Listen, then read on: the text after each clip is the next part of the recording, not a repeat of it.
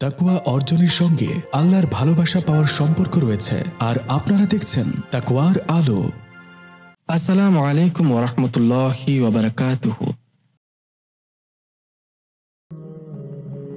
এই গল্পটি আমাদের কাছে পাঠিয়েছেন এই গল্পের লেখিকা ফাতেমাতুজ জোহরা। আপুকে অনেক ধন্যবাদ আমাদেরকে এত সুন্দর গল্প উপহার দেওয়ার জন্য। যারা গল্প পড়তে ভালোবাসেন, লেখিকার পেজ ভিডিও ডেসক্রিপশন বক্সে দেওয়া আছে। নতুন নতুন গল্প পড়তে পেজটি ফলো করে রাখবেন। তো চলুন বেশি দেরি না করে ভিডিওটি শুরু করা যাক। ওমা, আমার মোজা কোথায় রেখেছ? উফ, দরকারের সময় কিছুই পাওয়া যায় না। কলেজে যদি আমি ড্রেস আপ মেনটেন করে না যাই, তাহলে কলেজের গেটের ভেতরেই পা রাখতে দেবে না। তুমি আমাকে আরেকটু আগে ঘুম থেকে ডেকে দিলে না কেন? আজকেও আবার দেরি হয়ে যাবে আমার। নির্ঘাত এক পায়ে দাঁড় করিয়ে রাখবে। আজকেও একটা রুটি মুখে পুরে ছুট লাগিয়েছি। ও হ্যাঁ, ছুটতে ছুটতে বলে ফেলি, আমি আরশি, পড়ছি ইন্টারমিডিয়েট ফার্স্ট ইয়ারে। এই যে দেখছেন আমাকে ছুটতে, আমি সবসময় এমন ছুটতেই থাকি, যেন এক ঘোড়া। আমি কেন জানি না একটু আগে ঘুম থেকে উঠে তৈরি হতে পারি না। মা কিন্তু যুদ্ধ করে আমার ঘুম ভাঙার। আমার পুরো স্কুল লাইফটাই এভাবে গেল। এখন কলেজ লাইফও এমনভাবেই ছুটে চলেছি। কোথায় কবে ব্রেক করব নিজেও জানি না।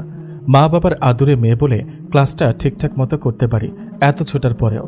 ও হ্যাঁ, আমার একটা ছোট ভাইও আছে। এত পাকা ছেলে, বাপরে বাপ, একদম ইচড়ে পাকা যাকে বলে। আজকালকার বাচ্চারা মনে হয় পাকা হওয়ার সার্টিফিকেট হাতে নিয়ে জন্মগ্রহণ করে। ও আরেকটা কথা, আমার ছোট ভাইয়ের নাম হচ্ছে আরমান। এখনও সে স্কুলের গণ্ডি পার হয়নি। গুনে গুনে আমার 2 বছরের ছোট, কিন্তু এমন সব কথা বলে মাঝে মাঝে মনে হয় যে সে আমার মুরব্বী এবং গার্ডিয়ান। এখনকার জন্য টাটা, কলেজে পৌঁছে গিয়েছি। সেই তো ক্লাস টিচার ক্লাসে ঢুকে গেলেন আমার আগে, আর আমি দৌড়ে এসে ক্লাসের দরজায় ব্রেক কষলাম। স্যারকে বললাম, স্যার আসতে পারি? কয়টা বাজে এখন?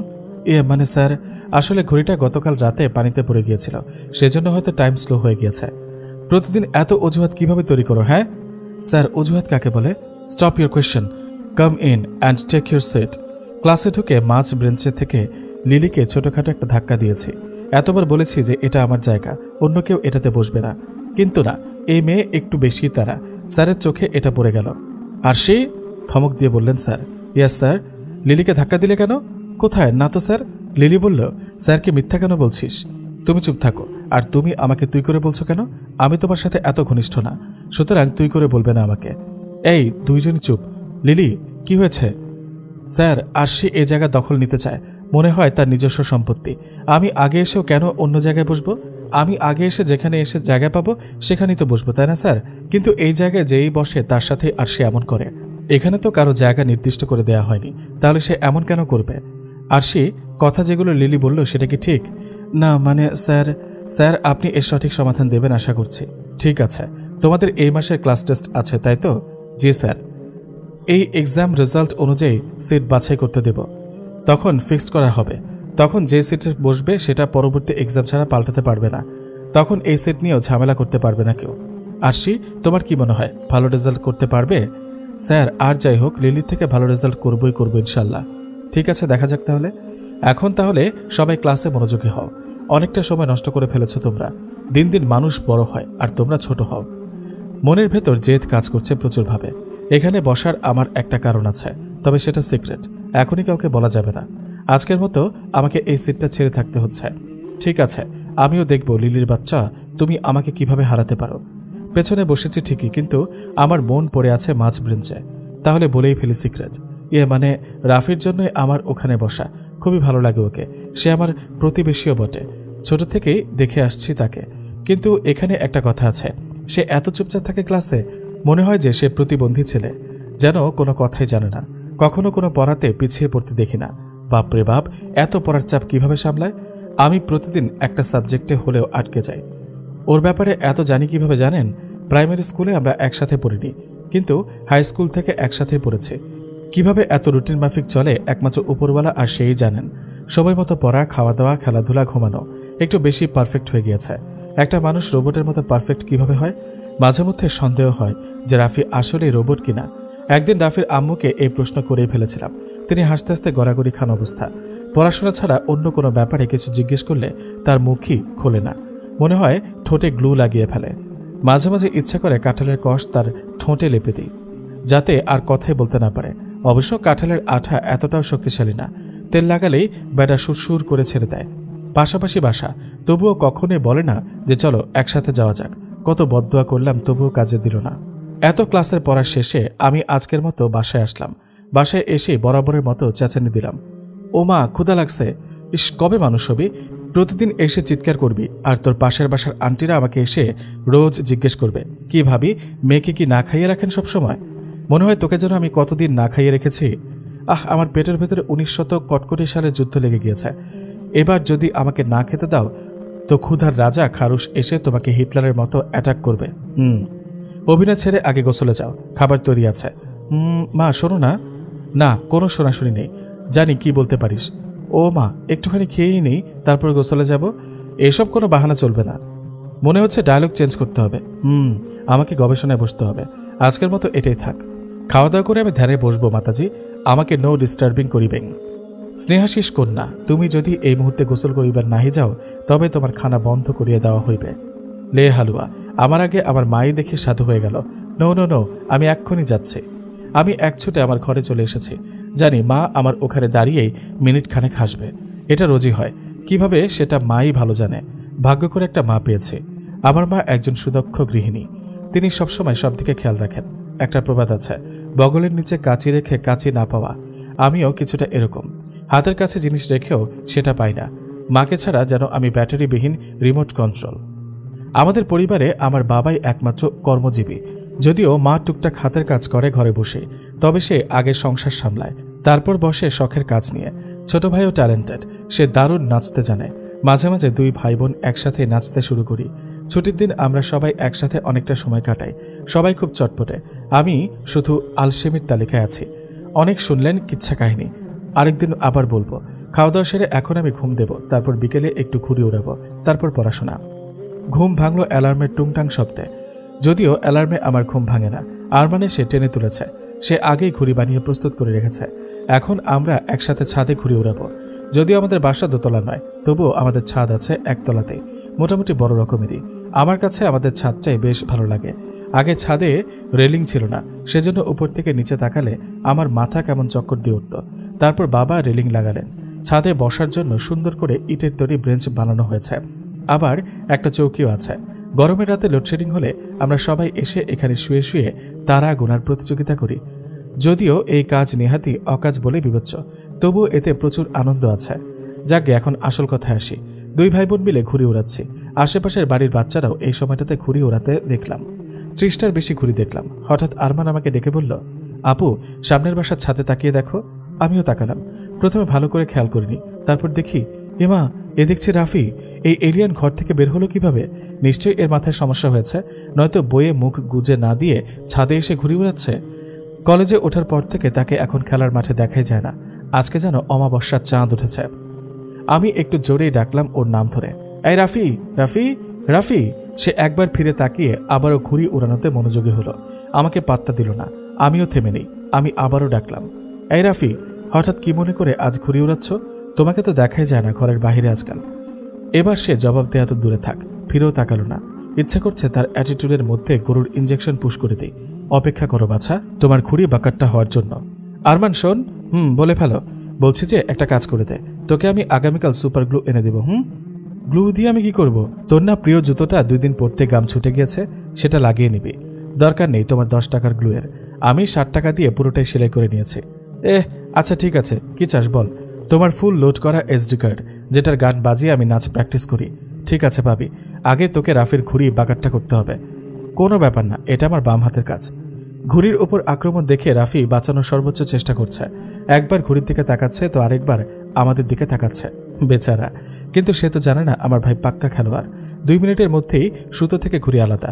আমরা 2 ভাই বোন রাফিকে হারাতে পেরে ভিলেন মার্কা হাসি হাসলাম। রাফি হাতে নাটাই নিয়ে দাঁড়িয়ে হয়তো ভাবছিল, এটা কি হয়ে গেল? সবকিছুতে পারফেক্ট ছেলেটা এভাবে একটা জুনিয়র ছেলের কাছে কিভাবে হেরে গেল? মিনিট খানেকের মধ্যে একটা মেয়ে এসে কি জানি কথা বলল রাফির সাথে। মেয়েটা দেখতে আমাদের সমবয়সী বা 2-1 বছরের ছোট হতে পারে। রাফির হাত ধরে টেনে নিয়ে গেল। ছাদের দরজা পার হওয়ার আগে একবার আমাদের দিকে তাকালো রাফি।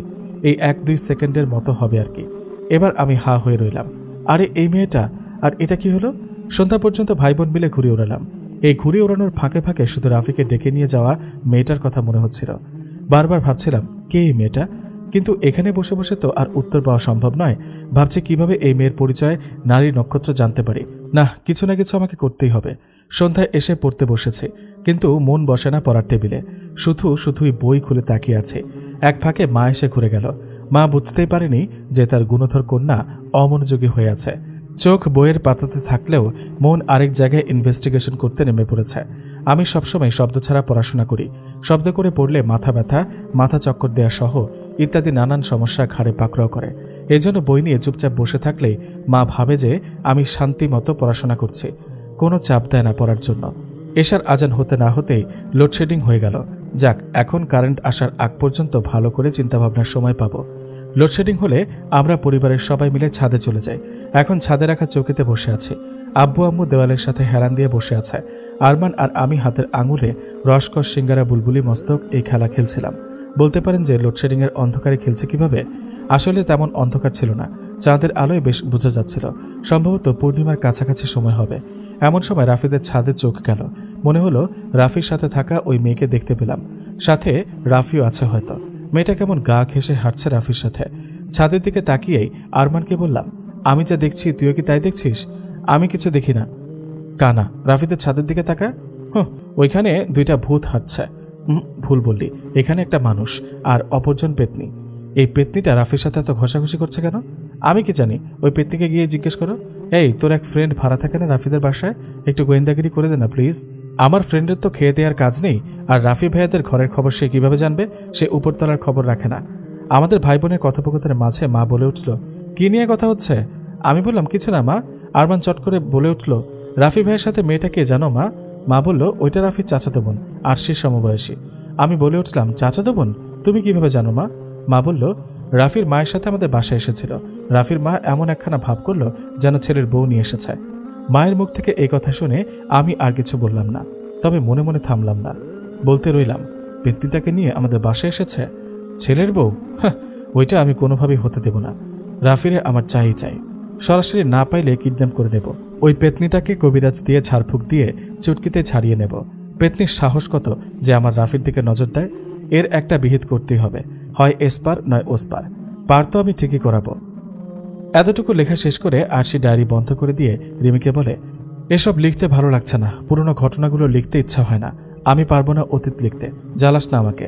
রিমি হতাশা ভরা কণ্ঠে বলল, আমার কত শখ তোমার লাভ স্টোরি শোনার, বাট তুমি শোনাও না। লিখে দিতে বললাম, এখানেও বলছো ভালো লাগছে না। বুঝেছি, আমার শখ পূরণ হবার নয়। রিমি আরশির পাশ থেকে উঠে গিয়ে জানলার কাছে গিয়ে দাঁড়ালো। কোরিয়াতে এখন শীতকাল। আজকের আবহাওয়া বার্তায় আবার তুষারপাত হওয়ার কথা জানিয়েছে। এবছরের প্রথম তুষারপাত আজ হতে পারে। রিমি বাইরের রাতের শহরটার পানে তাকিয়ে আছে। আরশি সম্পর্কে ফুফাতো বোন। কলেজ পাশ করার পর আরশি আর দেশে থাকেনি। বিএসসি পড়ার জন্য কোরিয়াতে চলে এসেছে। মামার বাসা থেকে পড়াশোনা করছে। 3 বছর প্রায় শেষ হতে চলল। ফেলে এসেছে সব পিছুটান। নিজ ইচ্ছাতেই পাড়ি জমিয়েছে ভিনদেশে। আরশি মুচকে এসে রিমির কাছে গিয়ে দাঁড়ালো। চুপ করে সেও দৃষ্টি মেলে ধরল রাতের শহরে। কিছুক্ষণ এভাবেই দুইজন চুপ করে থাকার পর রিমি বলল, আচ্ছা রাফি ভাইয়া এখন কোথায়? আরশি দীর্ঘশ্বাস ফেলে বলল, সেই খবর আমি কি জানি, হয়তো বিয়ে করে নিয়েছে নিজের চাচাতো বোনকে। বেহায়ের মতো লেগে থেকেও আমার করা জিনিসটা আমার হয়নি, হয়তো হয়েছে অন্য কারো। রিমি বলল, মন খারাপ করো না আপু, তোমার সাথে তো আর প্রেম হয়নি। আরশি এক চিলতে বিষাদ মাখা মুচকে এসে বলল, প্রেম ছিল না, তবে একপাক্ষিক ভালোবাসা ছিল। বাদ দাও, অতীত অতীতেই পড়ে থাকুক। রিমি দীর্ঘশ্বাস ছাড়ল, তাকালো বাহিরে। সে যতটুকু আরশিকে দেখেছে এতটুকু বুঝতে পেরেছে যে রাফির অস্তিত্ব আরশি মুছে ফেলেনি। হৃদকুঠুরিতে রাফি এখনো জায়গা দখল করে আছে। কিন্তু আরশি আর রাফির সাথে ঠিক কি ঘটেছিল? দোষটা কার? রাফির নাকি রাফির মায়ের, নাকি সে চাচাতো বোন, নাকি আরশির কোনো ভুল আছে এখানে? রিমি আর ঘটালো না আরশিকে। মেয়েটার চোখে মুখে দুঃখ বিলাস লেপ্টে আছে। হঠাৎ তুষারপাত হতে শুরু করলো। রিমি তুষারপাত দেখে খুশিতে খপ করে আরশির হাত ধরে বলল, আপু চলো বাহিরে যাই। দেখেছ বছরের প্রথম তুষারপাত? আরশি বলল, না বেশ ঠান্ডা, বাইরে যেতে ইচ্ছা হচ্ছে না, তুমিই বরং যাও। রিমি বায়না ধরে বলল, চলো না আপু প্লিজ, এত ঘরকোনো থাকলে মনে দুঃখ জেগে বসবে, চলো না প্লিজ। বুঝেছি, আমাকে ভালোবাসো না। আরশি হেসে দিয়ে বলল, ইমোশনালি অ্যাটাক করা হচ্ছে। আচ্ছা চলো যাই। রিমি বেশ খুশি হলো। রিমি কলেজের ছাত্রী, আরশির সমবয়সী না হলেও তার সাথে বেশ ভাব, বোন বলে কথা, যদিও ফুপাতো মামাতো সম্পর্ক। 2 তলার সিঁড়ি বেয়ে লাফিয়ে লাফিয়ে নামলো রিমি। রিমির কাণ্ড দেখে আরশি হাসছে। কলেজ পড়ুয়া মেয়েটার বাচ্চা সুলভ আচরণটা এখনো যায়নি। জীবনে কোনো ঝড়ঝাপটা বা আঘাত না পেলে হয়তো মানুষের মধ্যে তাড়াতাড়ি ম্যাচুরিটি আসে না। আরশিও একসময় এমন ছিল। নিচে নামতে বসার ঘরে রিমির বাবা মা বসা, ওনারা টিভিতে নাটক দেখছিলেন। রিমির মা রানু বলল, আবারও ব্যাঙের মতো লাফিয়ে নামছ? মাসখানেক আগে পড়ে গিয়ে পা মোচকে শিক্ষা হয়নি বুঝি? রিমি ছুটে গিয়ে মায়ের গলা জড়িয়ে ধরে বলল, ওহ মা, আমি সাবধানে নেমেছি, একদম চিন্তা করো না। এই বলে রিমি রানুকে ছেড়ে এসে আরশির হাত ধরে বলল, চলো আপু। রানু বললেন, এই ঠান্ডায় কোথায় যাচ্ছ? রিমি বলল, মা তুষারপাত হচ্ছে দেখেছ, বরফ কুচিকে একটুখানি ছুঁয়ে আবার চলে আসব। রানু বললেন, তুমি যাও, আরশিকে কেন নিচ্ছ? তোমার আপুর যে সর্দির ধাঁচ বেশি সেটা কি ভুলে গিয়েছ? আরশি তড়িৎ গতিতে উত্তর দিল, মামি সমস্যা নেই, আমি বেশি সময় বাইরে থাকবো না, এই যাবো আর আসবো। রানু বলল, ঠিক আছে, 5 মিনিটের মধ্যে চলে আসবে। আরশির মাথা ঝাঁকিয়ে হ্যাঁ বোধক উত্তর দিয়ে রিমিকে নিয়ে বাইরে গেল। রিমির বাবা সবুজ হেসে রানুকে বলল, আরশি আসার পর থেকে রিমি বেশ প্রাণোচ্ছল হয়ে উঠেছে। আরশি যেন তার মনের মতো বড় বোন, তাই না রেনু? রেনু হেসে বলল, হ্যাঁ ঠিক বলেছ। রেনু আর সবুজ হাসতে হাসতে টিভি দেখায় মনোযোগ দিল। আরশি আর রিমি বাইরে গিয়ে দাঁড়িয়েছে। বৃষ্টির মতো ঝিরিঝিরি বরফ কুচি ঝরে পড়ছে। রিমির সেই কি খুশি, 2 হাত পেতে বরফের বৃষ্টি ছুঁয়ে দিচ্ছে। খুশিতে ঘুরপাক খাচ্ছে আরশির চারপাশে। রিমির আনন্দ দেখে আরশিও খুশি হয়ে যায়। 1 হাতের আঙুল মেলে আজলায় গ্রহণ করে তুষারপাত। এই খুশির মাঝে রাফির কথা মনে পড়ে গেল তার। ভালোবাসা এমনই অদ্ভুত, ক্ষণে ক্ষণে ছেড়ে আসা মানুষটার কথা মনে করিয়ে দুঃখের দালান করে। রিমি খেয়াল করল আরশির মুখভঙ্গি। না, এভাবে আর কত। প্রায় মাঝরাত। রিমি এসে আরশির দরজা টোকা দিচ্ছে। বেশিক্ষণ ডাকতে হয়নি, আরশি দ্রুত এসে দরজা খুলে। সে ঘুমায়নি, তাই এত তাড়াতাড়ি দরজা খুলতে পেরেছে। রিমি ভেতরে ঢুকতে ঢুকতে বলল, ঠিক ধরেছি, ঘুমাওনি। আরশি দরজার দেওয়ালে হেলান দিয়ে দাঁড়িয়ে বলল, এত রাতে কি চাই এখানে? রিমি গিয়ে সোজা আরশির বিছানায় শুয়ে পড়ল। লেপটা গলা অবধি টেনে নিয়ে বলল, আজকে আমি তোমার সাথেই ঘুমাবো। ঘুম আসছে না, তাই গল্প করব। আরশি বলল, নিজে ঘুমাবে না বলে কি আমাকেও জাগিয়ে রাখবে? আগামীকাল স্কুল আছে না? রিমি বলল, উফ আপু, আগামীকাল উইকেন্ড, দেখেছ তুমি সাপ্তাহিক ছুটির কথা ভুলে গিয়েছ। আসুন আপু, গল্প করি। আরশি সত্যি ভুলে গিয়েছে আগামীকাল ছুটির কথা না বাড়িয়ে দরজা লাগিয়ে শুয়ে পড়ল। বেডসাইড ল্যাম্পটা নিভিয়ে দিল। দুজনেই চুপচাপ শুয়ে আছে। শুনশান নীরবতায় ঘেরা অন্ধকার এই ঘরে 2 বোনের নিঃশ্বাসের শব্দ ছাড়া আর কিছুই কানে আসছে না। বেশ কিছুক্ষণ কাটার পরে রিমি বলল, আপু, রাফি ভাইয়াকে ছেড়ে এলে কেন? আরশি দীর্ঘশ্বাস ছাড়ল। আরশি বলা শুরু করল, 2 বছরের কাহিনী 2 মিনিটে শেষ করা সম্ভব, তবে ধীরস্থির হয়েই বলি। রাফি নামটা হৃদয়ে ঝালাই করে বসানো এক নাম। পুরো কলেজ লাইফটা আমি তাকে পাওয়ার সর্বোচ্চ চেষ্টা করেছি। একটা সময় পেয়েও গেলাম তাকে, যেন আকাশের চাঁদ পেয়েছি। এতটাই খুশি ছিলাম তাকে নিয়ে। সে ইন্ট্রোভার্ট স্বভাবের হলেও তেমন কোনো সমস্যাই হয়নি আমার। হৃদয়ের সবটুকু দিয়ে তাকে বুঝতে চেয়েছি সবসময়। সবকিছু ভালোই যাচ্ছিল। কত শত স্বপ্ন বোনা হয়ে গিয়েছিল তখন। ফাইনাল এক্সামের আগে দিয়ে ঘটতে শুরু হলো ঘটনা। ওর চাচাতো বোন শায়লা। পুরো কলেজ যখন জানে আমাদের সম্পর্কের কথা, তখন শায়লাও এটা জানতে পারে কোনোভাবে। একদিন সে আমার সাথে আলাদা সাক্ষাৎ করে, দাবি করে সে রাফির প্রেমিকা। আমার সাথে নাকি রাফি শুধু টাইম পাস করছে। শায়লার কথা অনুযায়ী আমার কোনো রূপ বা গুণ কিছুই নেই। তাহলে রাফি কি দেখে আমার সাথে সম্পর্কে জড়িয়েছে? অথচ এসব নিয়ে আমি ভাবিনি কখনো। রাফি কখনো উল্লেখ করেনি এসব। শায়লাকে নাকি রাফির বউ হিসেবে সিলেক্ট করে রেখেছেন রাফির মা। এক্সাম শেষে বিয়ে পড়িয়ে ফেলবে, এই খাতিরে নাকি রাফির সাথে তার গভীর সম্পর্ক হয়েছে। বিশ্বাস হয়নি এসব কথা। রাফি এসব কখনোই বলেনি। শায়লা বলল, ছুটির দিন নাকি রাফি তাকে শপিংয়ে নিয়ে যাবে। কবে কবে কোথায় কোথায় যাবে সেসব বলল সে। আমিও রাফিকে কিছু জানাইনি, লুকিয়ে লুকিয়ে ফলো করলাম তাদের।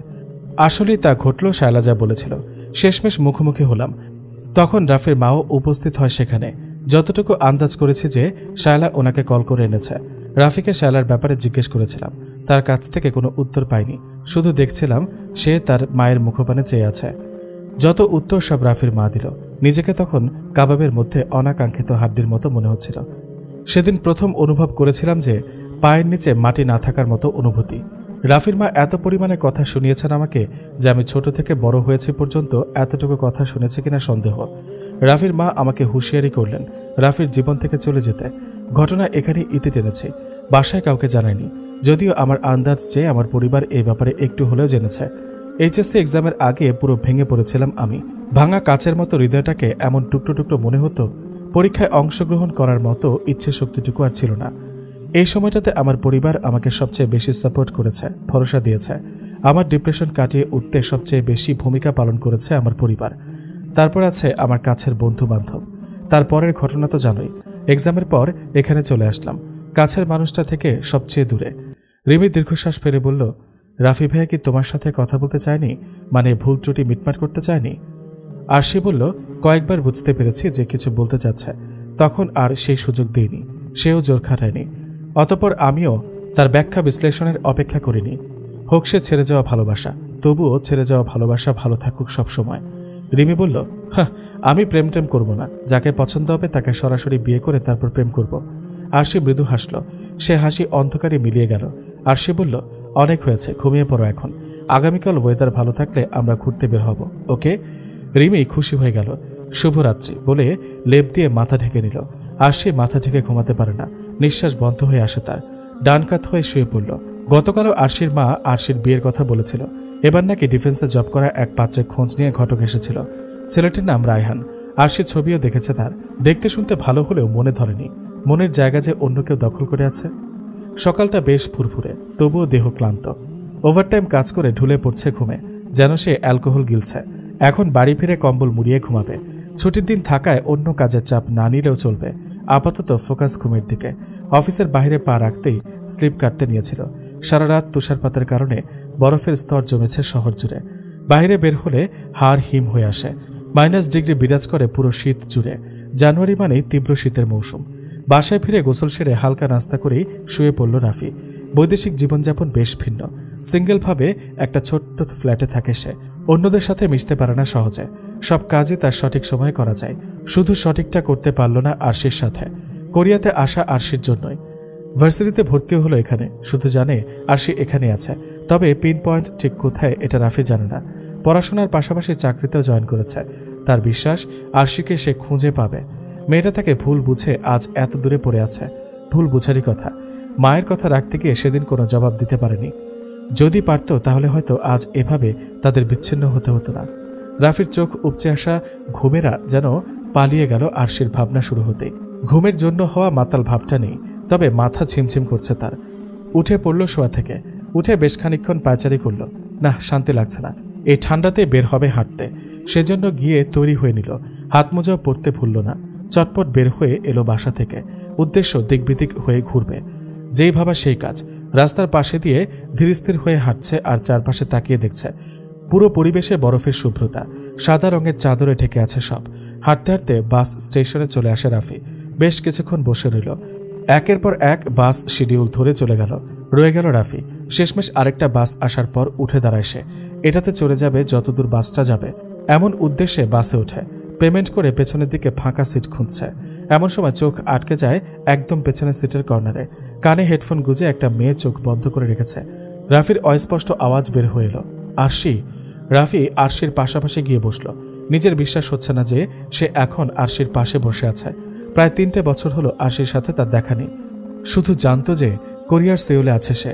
এত বড় শহরের ঠিকানা জানা ছাড়া ঠিক কোথায় আছে তা জানা অসম্ভব। সুযোগ পেয়েছে সেউল ইউনিভার্সিটিতে, যার দরুন চলে এসেছে এখানে। পড়াশোনার পাশাপাশি পার্ট টাইম জব করছে। মূল উদ্দেশ্য আরশিকে খুঁজে পাওয়া। এই মেয়েটাকে ছাড়া জীবনটা সবচেয়ে বড় অপ্রাপ্তির তালিকাভুক্ত হবে। এত বছরে আজ প্রথম দেখা হলো তার সাথে। কত কথা বলার বাকি, কোথা থেকে শুরু করবে, কিভাবে শুরু করবে তা গুছিয়ে উঠতে পারছে না। কিছুক্ষণের মধ্যে আরশির ঘুম ভেঙে গেল। ঘুম ঘুম চোখে পাশে কে বসেছে দেখতে গিয়ে যখন দেখল সে ফেলে আসা প্রিয়জন পাশে বসে আছে, চমকালো আরশি। ঠিক দেখছে কিনা দৃষ্টিভ্রম তা বুঝে উঠতে পারছে না। কিছু না বলে জানলার বাইরে তাকালো। রাফিকে নিয়ে সব সময় ভাবে, সেজন্যই হয়তো এমন ভ্রম দেখছে। রাফি হয়তো এখন শায়লাকে নিয়ে আছে, বেশ সুখী আছে। এসব বলে মনটাকে সান্ত্বনা দিচ্ছে সে। কেমন আছো আরু?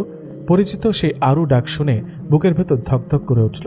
দ্রুত গতিতে ফিরে তাকালো পাশে বসা মানুষটার দিকে। এবার নিশ্চিত হলো এটা তার ভ্রম নয়। আরশির ভাষাটা যেন পালিয়ে গেল। এই মুহূর্তে কোনো আওয়াজ করবার মতো শক্তি পাচ্ছে না সে। আরশি বেশ অবাক হয়। এখানে রাফির দেখা মিলবে বলে ভাবেনি কখনো। রাফিও তাকিয়ে আছে আরশির দিকে। দুজনেই যেন স্তব্ধ হয়ে গেল। কিছুক্ষণ এভাবে সময় পার হবার পর আরশি চোখ নামিয়ে নিল। অভিমান ভরা কণ্ঠে বলল, আপনি এখানে কিভাবে? আরশির মুখে আপনি ডাকটা কলিজায় তীর বিঁধে যাওয়ার মতো বিঁধল। নিজেকে সামনে নিয়ে বলল, তোমার কি সময় হবে আরু? অনেকগুলো কথা জমে আছে, যেসব বলার জন্য তোমাকে অগণিতভাবে খুঁজেছি। আমরা কি একটু কোথাও বসতে পারি? আরশি বাহির পানে দৃষ্টি নিক্ষেপ করে বলল, আমার শোনার নেই কিছু। রাফি বলল, শুনতে তোমাকে হবে আরশি, তোমাকে জোর করে হলেও শোনাবো, তারপর বাকি সিদ্ধান্ত তোমার। রাফি আরশির হাত ধরে টেনে তুলে বাস থেকে নামালো।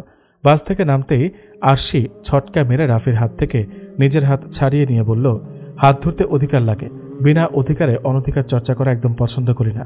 রাফির খারাপ লাগলো বটে। এই ব্যাপারে কিছু না বলে রাফি বলল, চলো কফি শপে বসা যাক, তোমার বেশি সময় নষ্ট করব না। আরশি কোনো জবাব দিল না। রাফি আগে আগে গেল, আরশি তার পিছু। কফি শপে বসে দুজনেই বিপরীতে। রাফি তাকিয়ে আছে আরশির দিকে। মেয়েটার চেহারায় বেশ জৌলুস এসেছে। আরশির ইচ্ছা হচ্ছে রাফির দিকে তাকাতে, কিন্তু নিজের চোখ দুটোকে সংযত রাখল। রাফি বলল, কেমন আছো আরু? রাফির দিকে না তাকিয়ে আরশি বলল, আলহামদুলিল্লাহ ভালো, তবে আরু ডাক আপনার মুখে শোভা পাচ্ছে না, এই নামে না ডাকলে খুশি হব। রাফির মুখে মলিনতা। রাফি বলল, বেশ ডাকবো না ওই নামে। কোথায় থাকো তুমি এখন? আরশি পূর্বের মতোই জবাব দিল, তা জেনে আপনার কাজ নেই, মূল আলোচনায় আসুন। কেন টেনে এনেছেন এখানে? রাফি বলা শুরু করলো, ক্ষমা চাইছি তোমার কাছে, ক্ষমাটা বেশ প্রয়োজন আমার। সেদিনের পর তোমার সাথে কথা বলার সুযোগটুকুও দাওনি, ক্ষমা চাইবই বা কিভাবে? তারপর সবকিছু ফেলে চলে এলে এখানে। আমিও এলাম পড়াশোনার উসিলায় তোমাকে খুঁজতে, আমার অপরিপূর্ণ জীবনের পূর্ণতাকে খুঁজতে। আরশি বলে উঠল, ওয়েট আ মিনিট, আপনার এখানে একটুখানি ভুল হচ্ছে। আমি আপনার পূর্ণতা নই, আপনার পূর্ণতা শায়লা, সো প্লিজ বুঝে শুনে কথা বলবেন। রাফি বলল, শায়লা আমার চাচাতো বোন সীমানাতে আবদ্ধ, এর বাইরে সে কিছুই না।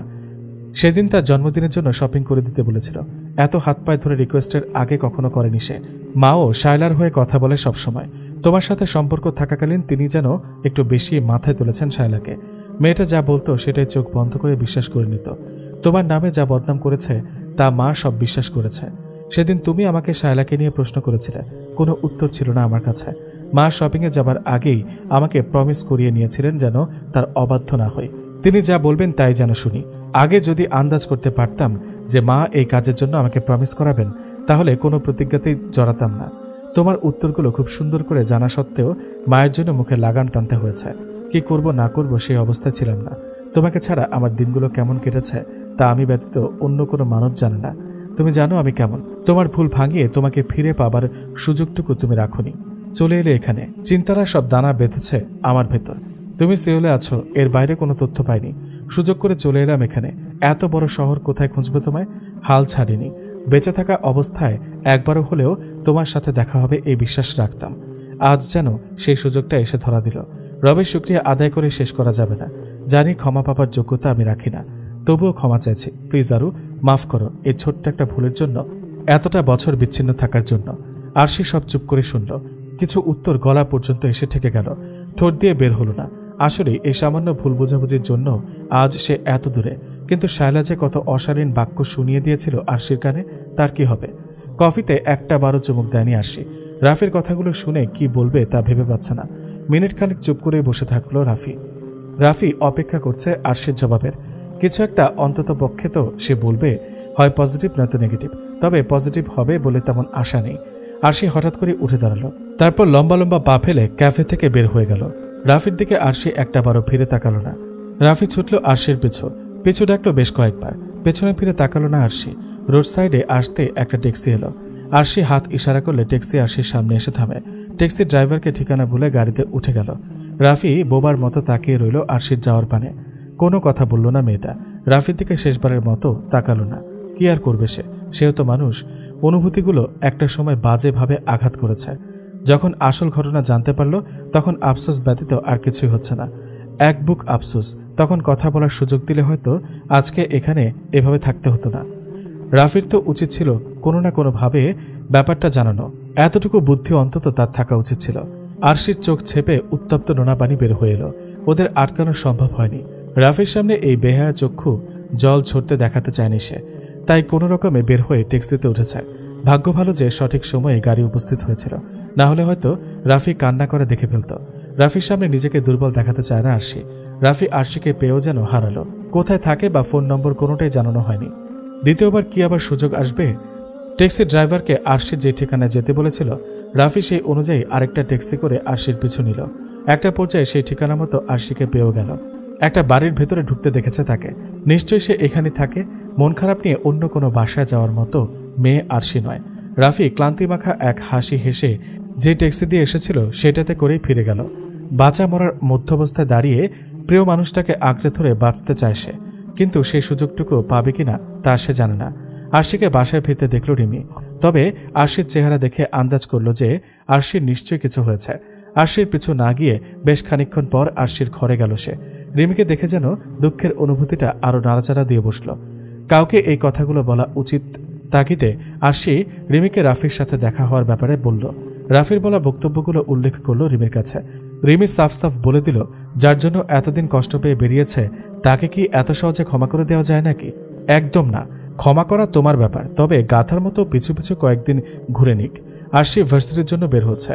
বাড়ির বাহিরে দেখল রাফি দাঁড়ানো। আরশি এমন ভাব করল যেন সে রাফিকে দেখেনি। রাফি ডাকল, আরশি সাড়া দিল না। রাফি আরশির পিছু পিছু এগিয়ে গিয়ে ক্ষমা চাইছে বারবার, সাথে অনুনয় বিনয় করে কত কি না বলছে। ভার্সিটি ক্যাম্পাসে গেলে রাফি দেখল তারা দুজন একই ভার্সিটিতে পড়াশোনা করছে, অথচ এতকাল আরশির দেখা পায়নি। আলাদা সেকশনে হওয়ার জন্য হয়তো চোখে পড়েনি। রাফি সবসময় আরশির সামনাসামনি থাকার চেষ্টা চালিয়ে যাচ্ছে, কোনোভাবেই আরশির পাত্তা পাচ্ছে না। এদিকে তার অসুস্থতা বাড়ছে। এক পর্যায়ে রাফি পারিবারিকভাবে আরশির বাসায় প্রস্তাব পাঠায়। আরশি বেশ অবাক হয় রাফির এই কাজে। সে তার পরিবারকে জানিয়ে দেয় যে সে রাফিকে বিয়ে করবে না। বিয়ে কি এত সহজ? বিয়ের প্রস্তাব দেওয়াতে লাফিয়ে লাফিয়ে রাজি হওয়া যাবে না। রাফির কাছে এই খবর পৌঁছালো যে আরশি তাকে বিয়ে করতে রাজি নয়। রাফির ভেতরে দুমড়ে মুচড়ে গেল। তারপর ভাবল, ভালোই হয়েছে রাজি হয়নি। অপারেশন থিয়েটারে যদি মারা যায় তাহলে মেয়েটা বিধবা হবে। রাফির মা বাবা কোরিয়াতে এলেন। এসে চলে গেলেন আরশির মামা বাড়িতে। আরশি ভাবল, দেশের মাটিতে বসে বিয়ের প্রস্তাব দিয়ে লাভ হয়নি বলে এখানে চলে এসেছে। আরশির মামা মামি বেশ ভালো করে আপ্যায়ন করলেন ওনাদের। আরশি তাদের সামনে যায়নি, তাকে ডাকা হলেও সে যায়নি। রাফির মায়ের সামনে যাওয়ার তার কোনো ইচ্ছাই নেই। রাফির মা রেনুকে অনুরোধ করে আরশির সাথে দেখা করতে চাইলেন। মেয়ের অমতে গিয়ে দেখা করতে দিবেন কিনা তা নিয়ে চিন্তায় পড়লেন রেনু। রাফির মা রেনুর হাত জোর করে অনুরোধ করলেন। রেনু অনুরোধের ঠেকি অবশেষে গিলে নিল। আরশির সাথে সাক্ষাৎ করিয়ে দিল রাফির মাকে। আরশি আর রাফির মা মুখোমুখি হয়ে বসে আছে। আরশি ভালো মন্দ কিছুই বলল না, বোবার মতো চুপ করে বসে রইল। রাফির মা বলা শুরু করলেন, রাগ করে আছো আমার উপর? রাগ থাকাটাই স্বাভাবিক। আমি তোমাদের বিচ্ছেদের কারণ। ভুলটা আমারই। অন্ধের মতো শায়লাকে বিশ্বাস করা উচিত হয়নি আমার। এতটুকু মেয়েটা আমাকে কি নাচটাই না নাচালো। সে যাই হোক, আমাকে পারলে মাফ করে দিও, পারলে রাফিকেও মাফ করে দিও। তোমাকে আজ বিয়ের প্রস্তাব দিতে আসেনি, রাফি নিজেই না করেছে এই ব্যাপারে আর কথা বলতে। আর সে মনে মনে বলল, হতচ্ছাড়া বদমাইশ ছেলে কোথাকার, বিয়ের প্রস্তাব দিয়ে এখন আবার মানা করা হচ্ছে। জিন্দিগি তো মাফ করবো না। রাফির মা বলছে, এখানে আসার আগে রাফিকে হাসপাতালে ভর্তি করানো হয়েছে। নিশ্চয়ই খেয়াল করেছে যে 2 দিন যাবৎ রাফিকে তুমি দেখতে পাচ্ছ না। রাফি হাসপাতালে শুনে আরশির বুকের ভেতর ধক করে উঠল। রাফি হাসপাতালে কেন? আরশি গলা ধরে আসা কণ্ঠে জিজ্ঞেস করল, কি হয়েছে তার? রাফির মা দীর্ঘশ্বাস ফেলে বললেন, লিভার ক্যান্সার, লাস্ট স্টেজ। আগামীকাল অপারেশন করানো হবে। Critical operation. সাকসেসফুল হলে দ্বিতীয় জীবন পাবার মতো হবে। রাফি কেন আবার বিয়ের প্রস্তাব দিতে মানা করেছে তার উত্তর আরশি পেয়ে গেল। কিভাবে এলো এই রোগ? কেনই বা এখন এমন কঠিন এক মুহূর্ত সামনে এলো?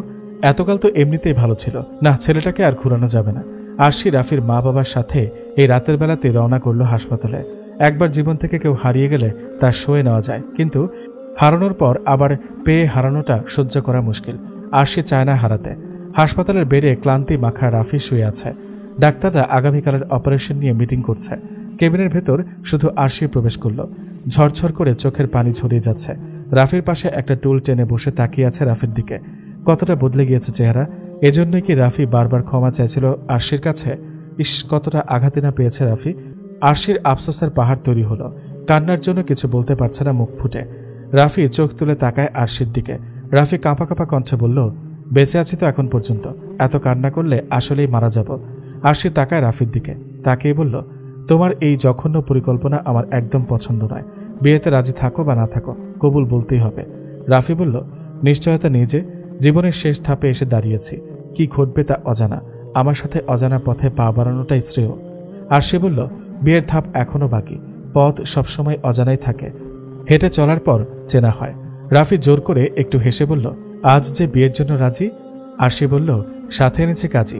অপারেশন থিয়েটারে প্রবেশের আগে আমাদের বিয়ে হবে, আর কোনো কথা নয়। আরশি বাসা থেকে বের হওয়ার আগে তার মা বাবার সাথে ফোনে কথা বলে নিয়েছিল। মামা মামির সাথেও কথা বলেছে। হাসপাতালে কাজী সহই এসেছে। কাজী বলতে তাদের পরিচিত এক হুজুরকে সাথে নিয়ে এসেছে। তিনি আরশি আর রাফির শুভ প্রণয় ঘটিয়ে দিলেন। দুইজন আবদ্ধ হলো বিয়ের বন্ধনে।